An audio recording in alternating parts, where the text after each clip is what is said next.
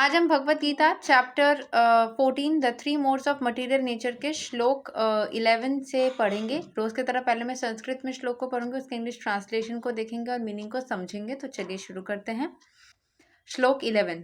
सर्वा द्वारेषु देहेऽस्मिन् प्रकसा उपजयते ज्ञानां यदा तदा विद्याद् विवरधाम सत्वाम इति युता। The manifestation of the mode of goodness can be experienced when all the gates of the body are illuminated by knowledge. जब आपके अंदर ज्ञान भर जाता है तब भी आप गुडनेस के मोड में रहते हो। जितना ज़्यादा आपके अंदर ज्ञान बना रहता है उतना ही ज़्यादा आप गुडनेस के मोड में रहते हो। So manifestation of the mode of goodness can be experienced. Mode of goodness को आप अपने अंदर उतार सकते हो जब आपके शरीर के हर एक द्वार ज्ञान को अपने अंदर लेने के लिए सज्ज रहता है या फिर ज्ञान से भरा पड़ा रहता है। श्लोक 12। लोभा प्रवृत्ति आरंभा कर्मणाम् असमा स्पृहा रजसी इतानि जयन्ते विवृद्धे भरतारसभा। O chief of the Bharatas, when there is an increase in the mode of passion, जब आपके अंदर बहुत ज़्यादा पैशन बढ़ जाता है, of great attachment, fruitive activity, intense endeavour and uncontrollable desire and hankering develop. तो जब बहुत ज़्यादा पैशन बढ़ जाता है कि ये करना ही है, ये चाहिए ही चाहिए, जब ऐसा हो जाता है तब आपके अंदर there is an increase the symptoms of great attachment. आप किसी भी चीज़ के रिजल्ट से बहुत ज़्यादा अटैच्ड हो जाते हो। फ्रूटिव एक्टिविटीज़ के जो भी आप काम करते हो उसका फल पाने के लिए बहुत ज़्यादा आप उससे अटैच हो जाते हो।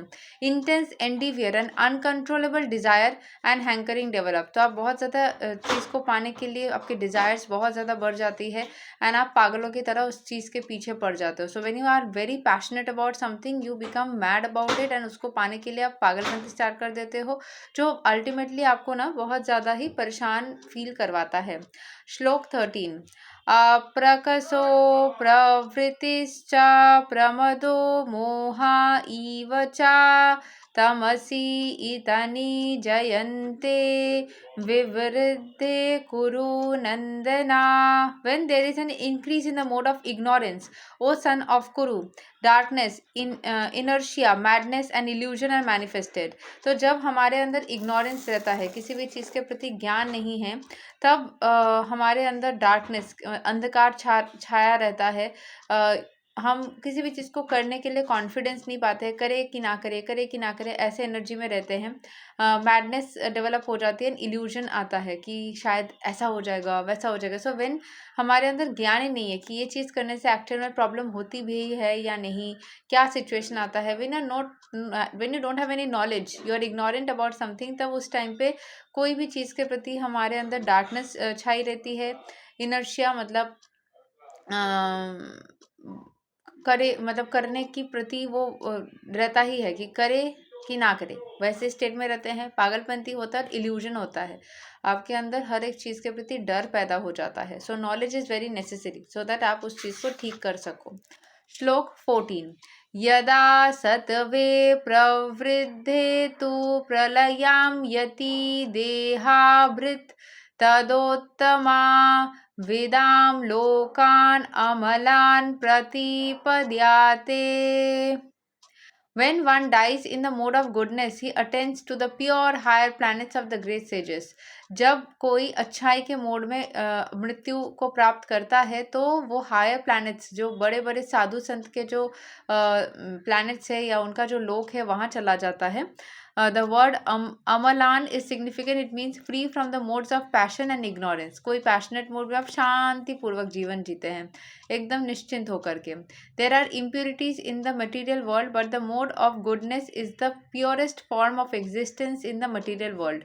जो गुडनेस का बहुत सारे मटीरियल वर्ल्ड के बहुत सारे मोड्स होते हैं, बट उसमें से इम्प्योरिटीज प्योरिटी सब कुछ मिक्स करके सब अगर देखा जाए तो जो मोड ऑफ गुडनेस है वो प्योरेस्ट फॉर्म है मटीरियल वर्ल्ड के, जो आप अच्छाई के मोड में जब रहते हो। श्लोक 15। रजसी प्रलयां गत्वा कर्मा संगिषु जयते तथा प्रलीनास। तमसी मोधायुनीसु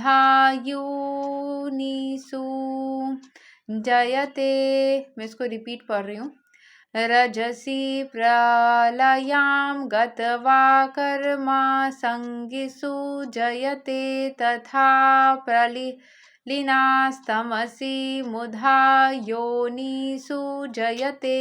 When one dies in the mode of passion, जब आप पैशन के मोड में मृत्यु ग्रहण करते हो, he takes birth among those engaged in fruitive activities, जो लोग हमेशा ही कर्म के बाद, कोई कोई फैमिलीज होता है जो हमेशा बिजनेस स्टॉक्स, ये कैसे करना है, पैसे कैसे कमाना है, ये वो हमेशा वैसी बातें करता है।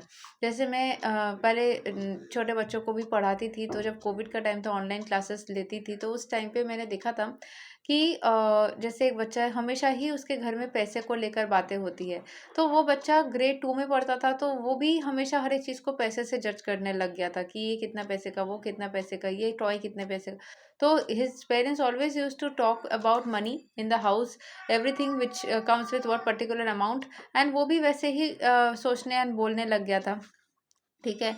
And when one dies in the mode of ignorance he takes birth in the animal kingdom, जब वो इग्नोरेंस, कोई ज्ञान ही नहीं है एकदम, मतलब कुछ पता ही नहीं है क्या करना है, तो फिर वो मोड ऑफ इग्नोरेंस में रहता है, तो एनिमल किंगडम में बर्थ लेता है, जिसको पता ही नहीं है। मान लो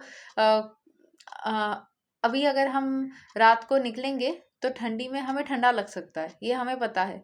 लेकिन मान लो किसी इंसान को इसके बारे में पता नहीं है, और पता कोई बोल भी रहा है तो वो उस चीज़ को मान नहीं रहा है, और फिर उसको सर्दी लग रही है। तो ये चीज़ में अगर उसको नेक्स्ट टाइम उसको सीख जाना चाहिए कि हाँ, मुझे ठंडी में निकलने से विदाउट एनी प्रोटेक्शन ठंडा लग सकता है, और उसको उस टाइम पे भी नहीं सीखना है। तो बार बार अगर उस साइकिल को रिपीट करेगा तो he will fall into the trap, and ignorance के मोड में उसकी मृत्यु अगर हो जाती है, तो उससे उसके बाद क्या होगा, जब भी उसका जन्म होगा वो एनिमल किंगडम में जन्म लेने की संभावनाएं बढ़ जाएगी।